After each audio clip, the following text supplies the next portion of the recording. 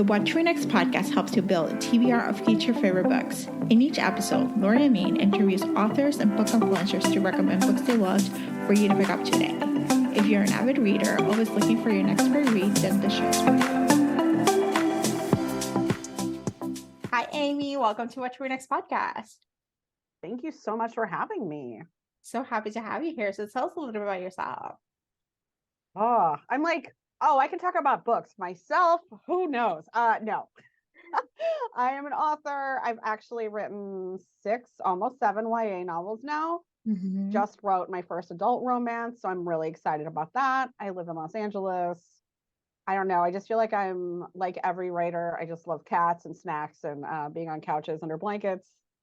We're just talking about, it's not that cold in LA right now. It's like in the 50s, but because this is how people in Los Angeles act, I'm wearing a giant sweater. I'm thinking about my matching pajama set that I'm going to put on as soon as I get home and dive under a giant blanket and at least one cat. So yeah, I'm thinking of coziness right now.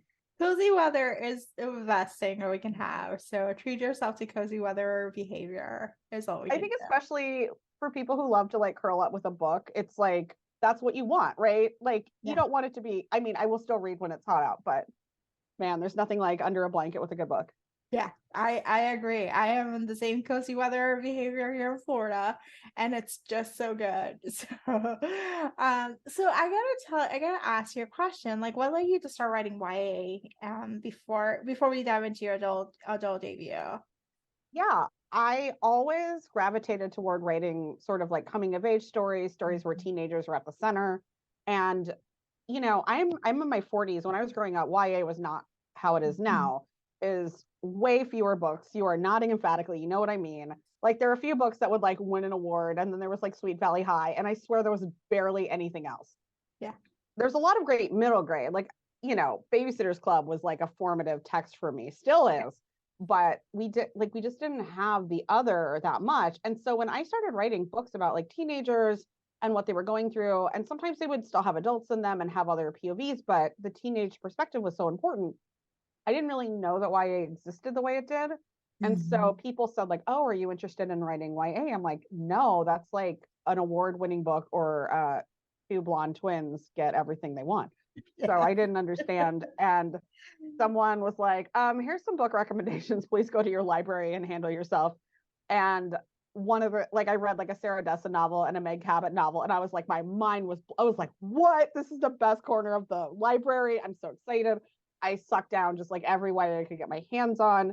And it really just made me so excited to write it. So I sort of like started some of my ideas over with the idea of like writing YA on purpose after really diving into this genre that felt like really fresh and new to me.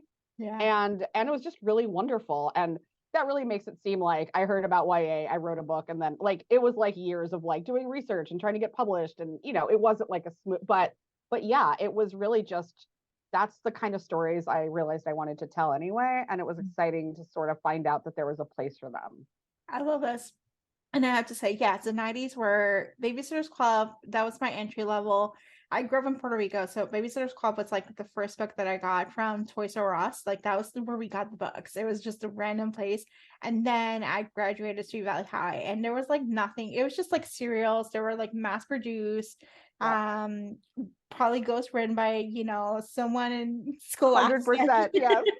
You know, had an outline and just like produce this magic that I will just be binging on, you know, every day. Yes. So it's kind of like neat that I'm so grateful like the genre has grown and it has shifted, and it's actually much more inclusive and diverse, and there's so much representation, so much like, you know, things that are striving is happening in the genre that, you know, that didn't happen. And just like the kinds of stories too, because like I said, it really felt like you were getting like fluff. And by the way, I love fluff, and no shitting on fluff here, but you know, it was either something really light and sort of like candy, or it was like a serious tome. Yes. And like, I think I often want the thing in the middle, you know, like I want some really strong writing, but I also want shenanigans and kissing and like fun things too. So I'm glad that like YA is sort of like, oh, do you like that? Great, there's a book for you. Oh, do you like something scary? Great, there's a book for you. Oh, do you like something like, you know, a little more like a mystery that's hard to figure out? Great, here's like, there's just something for everyone. And I think it's a really great thing about how the genre's opened up. Plus, like you said, representation of different identities, marginalized voices. I feel like it gets better all the time. Yes, it has. And so, what led you to decide to write an adult novel, a romance novel, you know? Yeah, I love how I'm like, great, here's why I love YA. Anyway, that's not what I'm here to talk about. So I will say, I wrote it during the pandemic. I joked that it was like my sourdough starter, that like everyone needed a little project that like had no bearing on the rest of their life. So that's like my short, cute answer. The real answer is that I started reading, we'll get into it in the book recommendations, but I didn't really read romance. I read it when I was younger, especially because there wasn't a lot of romance, YA, etc. So like I feel like we all tended to read up and read adult romance back then. I Mm-hmm. kind of fell out of reading it and I didn't really have it on my radar. And then I read a romance that felt really fresh and modern and exciting to me. And I didn't think it didn't make me want to write one. It made me go, oh, that's really great. I'm glad people are writing this. And then the more I read, I was like, a lot of these books were heterosexual. And I was like, I wish there were queer books like this. And then the great thing is, and by the way, first of all, I know that indie writers have been doing this for ages. There's so many good queer self-published books out there. So like, I just wanted to see something like mass produced, put out there for a big audience with a publisher like 100% like read this gay book. And it wasn't quite there when I started thinking about it. And then luckily it started to sort of open up. And I Mm-hmm. thought like, well, maybe there is space for me to do this if it just felt like more possible. And then I still felt overwhelmed by it. I still sort of thought like, well, I don't do this. Other people do it. Like I'll stick to my own lane. And then yeah, during the pandemic, it was sort of like, well, what else am I doing? I had to wait to I had written a YA book, like a proposal of one. I was waiting to hear back on it. And so I thought, well, like I can't write another one. I'm waiting to sell this one. I don't want to have all these like books jammed up. So I should just write a different genre. And I was like, maybe I'll write middle grade. And I was like, you just want to write a book where people make out. You can't write about like 12-year-olds. Like, what are you doing? I read all this middle grade and I was like, man, these kids like are so good and well behaved. I just feel like I always want kids who get into shenanigans or adults who get into oh, maybe let's see what happens. So yeah, it was the pandemic, it was during lockdown, and I thought like, if it's terrible, no one knows what I was working on. I'm like, oh, like locked up in my apartment, you know? Well, I have to tell you, I am so grateful. I've been doing this podcast since 2017, but 2020 was a big year of a lot of pandemic interviews. And so I remember hearing a lot of authors who were like either struggling with writing or writing different things or just having different projects. And so it's funny enough, 2 or 3 years later, now seeing all these pandemic babies, Yes, projects, they're like, here's what I did, so true. like, it's like, here's what I accomplished. And I do think if you're trying something new, you can really get in your head about it and feel like, oh, is this okay? Am I like, should I be trying something different? Will anyone like it? Do I know what I'm doing? And there was such a freedom in sort of like, no one knows, no one cares. Yeah. Everyone's just trying to survive this year. We're just trying to get toilet paper. Yeah, exactly. So it was like, yeah, I can write a book and throw it out if it's garbage. I don't care. And then it turned out I was like, I don't think it's garbage. I think it's going okay. Great. No, it was really good. So let's talk about For Her Consideration. Tell us the elevator pitch and all about it. Yeah. So For Her Consideration it's queer romance. It's set in LA and it's about a woman, Nina, who writes the emails for celebrities, etc. And she falls for one of the celebrities she writes the emails for. So that is sort of my short pitch. Obviously, shenanigans ensue. Great found family, friend group, lots of awesome grandmother figure. Like it's all this, like all the fun things that you can have. A retirement home, Thursday lunch. You don't really think like, oh, retirement home when you think like what's hot in a romance. But I had so much fun writing about the retirement home. The retirement home was great. Like even the whole idea of living in the suburbs, living so and making LA be like it's like a foreign country. Like you're basically explaining, it's just like I think it's the same sense that I got because I'm from New York. So it's like if you're talking about someone, I live in Manhattan, and you're telling me you go to New Jersey, you live in New Jersey, it's like a freaking foreign country. I'm not gonna go there. Yeah, you're like, explain what it's like. How do you get there? Yeah. How long does it take? Like like the ability. I think Ari's visiting, and she's like, I want to go to TJ Fridays, like going to Yes. like the chain restaurants, like Yeah, it's you're like, like I have LA for cool things. I want to go to suburban things. That's where I am. yeah. So I love that, like, because I was like, I can actually identify that in like living in the East Coast and the same stuff. And so it's kind of like fun. And then Ari is like an up and coming actor who is an indie darling and is like, she's difficult for her agent, but we need her, and she's not that difficult. We Yeah, just she's like, really, I think Hollywood has an expectation though for actors. I feel yeah, like I see this. I feel like what people are sort of like, you're this type of person or you're this type of person. And I felt like she's like, no, you don't tell me who I am. And like everyone's like, wait, what? What? And again, that doesn't feel like that much to ask, but yeah. in this So industry, it feels like a big thing. it feels like a big thing. And so what was an inspiration about the cat? Harry's cat. I think it's like it's telling. I would love to say I had some like great inspiration. I really think that I mean, I have cats. As I already introduced myself as a person who loves cats. I Yeah. think this funny thing about owning a cat is like you love your cat so much and you're like, this cat has the greatest personality of any creature I've ever met. And then someone comes over and your cat hides under a sofa and you're like, I promise he's under there. He's so cool if you met him. And then he comes out and he's like, mm. So I just thought there was something really funny about like never seeing the cat. Yeah. And then when I realized that the cat hadn't been seen, I was like, oh, I'm going to have fun with this. I love this. The cat has never been seen, and how like the mysterious cat who is like, but we feed him, but we don't see him. The food disappears. Food I disappears. mean, if you've ever cat sat for someone, this is like what happens too of like, Yeah. you leave food, and then you come back and the food's gone. And you're like, all right, I guess someone was here. I hope it was a Yeah. cat. Yep. So, so good. Are you working on any other adult romance or any other? I am writing. I actually just turned in my first draft yesterday, believe it or not. It was Ooh. late. So if you're tracking the timing at home, I'm so sorry. That's the sorries to my editor and my agent who are Yeah. very patient. Yeah, it's another, we haven't announced anything yet, but I will just say it is another adult book. It is maybe set in the same universe. Love this. I love So a it. little Hollywood, a little other stuff. I love this. And thank you for writing a queer Hollywood representation, So I mean, I like you also love a Hollywood story, Hollywood adjacent, anything yeah. Hollywood. It's always one of my favorite romance reads. So Yeah. it was fun to dive in there. Yeah. I mean, there's other, it's I'm not the first queer Hollywood one out there, but I am very proud to be part of the group. Yes, I love this, and yay. So let's chat some book recommendations. So you mentioned that you discover romance, again, Yeah, later sort of in like a life, rediscovery. yeah, rediscovery of romance. What was the book that led you to that? What was the gateway book?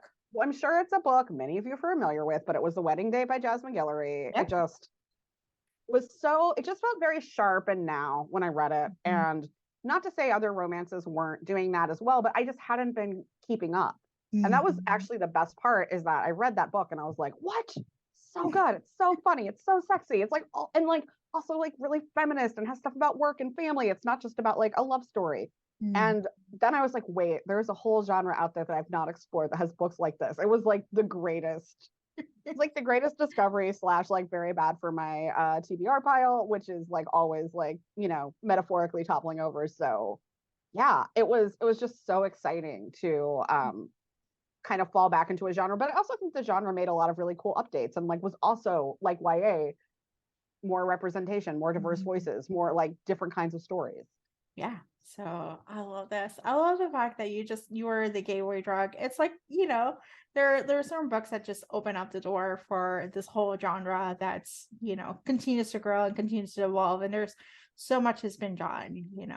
Yeah, it's a great thing because it's like if that was the only book like that, it would be great, but also disappointing because then you're like, well, I read it, what's left? And it's like, no, Yeah. no, no, Amy, there is a whole section in the bookstore. Keep going. Yeah. Yeah. So do you have any other books to recommend our listeners to pick up? Yeah, I wrote down, oh no, it reloaded. Oh no, I found it. I wrote down like 5 favorite books, including that one.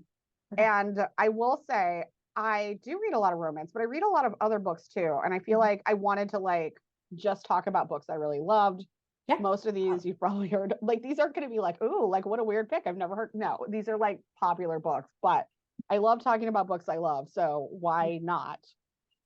The book I always list as my favorite is Never Let Me Go by Kazuo Ishiguro. I don't know if anyone's read this or watched the film. Oh my gosh. Well, it's very heartbreaking and it's sort of like light sci-fi-ish set in England. And I don't even like giving anything away because like the reveal is like what makes you start to fall apart and cry. So anyway, but it's, you know, it's a coming of age story. It's a, you know, friendship and romance story, also just like bleak and very British. I love it. I love all of his works, but this is the one that always gets me. So you want just a depressing but beautiful British story, go for it. I also also a little depressing in places, but beautiful enough to inspire a musical. Fun Home by Alison Bechdel is a graphic memoir. I love it so much. I also have had like magical experiences about this because I like got the book from the library and I sat down at a coffee shop to read it, and a man came over and he said, "Are you just about to read this book for the first time?" And I said, "Yes." And he's like, "I'm so jealous of you. I wish I could read that book again for the first time. I love it so much." And I was like, whoa, a stranger likes this book enough to tell me that. And then I read it and it was like, the way she captures, it's such a specific family, but it's also like it's so relatable and there's so many things it brings up about your own family. I love it so much. I also love the musical, but I loved the book first. And then I was at Comic-Con and I got in line to meet Alison Bechdel, and they ran out of books as I walked up. I was like the first person who they ran out of books for. And then a woman who worked at the bookstore said, like, "I will give you my book. I can tell this means more to you than to me." And so she gave me her book. So I was like, this is the second time a stranger has been like amazing to me about Fun Home. So I saw the play. I saw the musical actually in New York. It's like random, you know, play. I had no idea what to expect. And I was pleasantly amazed at how good it was, you know. so good. I just, So, yeah, I will just say I saw it a lot of times on Broadway. yeah. This is my favorite book of the year this year, past year, Tomorrow and Tomorrow and Tomorrow by Gabrielle Zevin. I know this is on a lot of people's list, but this book is so good. It has stuck with me so much. The main characters are the heart of the story. I think about them like they're friends I used to have, or also because I'm old, like kids I want to protect. And I'm not a video game person. I mean, I like play Wordle and Candy Crush, but this world was so sharply realized and like I felt it so much. I want to push this book into everyone's hands. I feel like it's one of those books that's for everyone. So it's fun. It's also deep. It's also really heartbreaking. So please read it, everyone. I have nothing to do with this book either. I'm just like, I need you all to read it. I don't even need to talk to you about it. I just want to know everyone's read it. It's all good. Also, I will say it's like a side recommendation along with it. But if you liked that book and you haven't yet watched the old AMC series *Halt and Catch Fire*, you should watch it. It is exactly in the same vein. Or if you watch *Halt and Catch Fire* and haven't read the book yet, it's just, you know, smart, creative tech people getting shit done. And I love stories about people who love what they're working on and feel inspired by working with others. So I like how that comes together. Back in my queer world, I wanted to talk about *Call Me by Your Name*, which I did read after seeing the movie, but the novel is so beautifully written. It just has this sort of like magical, dreamy quality to it. And I think it is like one of the best things ever written about desire. Both the pining part of it and the actualized part of it. I think it nails something about being a teenager and having the biggest thing in your world just be like wanting this other person to, you know, both the benefit and detriment of the rest of your life and how it can be all consuming. I think there's such a beauty in how Andre Asselman writes it. And anytime that I'm sort of like, I want to write something where there's a lot of longing, I will like reread sections of that book. And it's like, it's like the right inspiration for me. So good. It's good I wrote these down, or I'd be like, what's a book? I couldn't tell you. I understand completely. So, Amy, tell us where we can find you online. Oh, I am on Twitter for now until it gets shut down. I will not leave Twitter. You'll have to like pry it out of my dead hands. The Ames, TheAmes. I'm on Instagram, that Ames. I don't know why I do these differently, but I'm sticking to it. THATAMES. And my website is theamyspalding.com, where you can find links to all those things so you don't have to type in my bizarre usernames and sign up for my newsletter, which I've been told by multiple people is good. I love this. I'm signing up for your newsletters for Do sure. it. So, thank you, Amy, for being in the show. Thank you so much for having me. This was I mean, anytime where I just get to talk about books I love is one of the greatest talks I'm going to have that day. If you enjoyed this podcast, feel free to share with friends, subscribe, rate, and review the show. This is the easiest way to support the podcast. For a list of books mentioned and other romance recommendations, please visit whattoreadnextblog.com. Did you know you can purchase audiobooks directly from your favorite local bookstore? With Libro.fm, you can pick up more than 250,000 audiobooks, including bestsellers and recommendations from real booksellers. You'll get the same audiobooks at the same price as the largest audiobook company, you know the name, but you'll be part of a different story, one that supports your local community. If you're new to audiobooks, there's a perfect way to squeeze into more reading into your busy life. Listen with the free Libro.fm app while you do your chores, walk your dog, relax at home. The What to Read Next podcast has a special offer for our listeners. Get 2 audiobooks on Libro.fm for the price of 1 with your first month of membership. Use code What to Read Next. This offer is only valid for new members in Canada and the US. Thank you so much for listening and have a great day.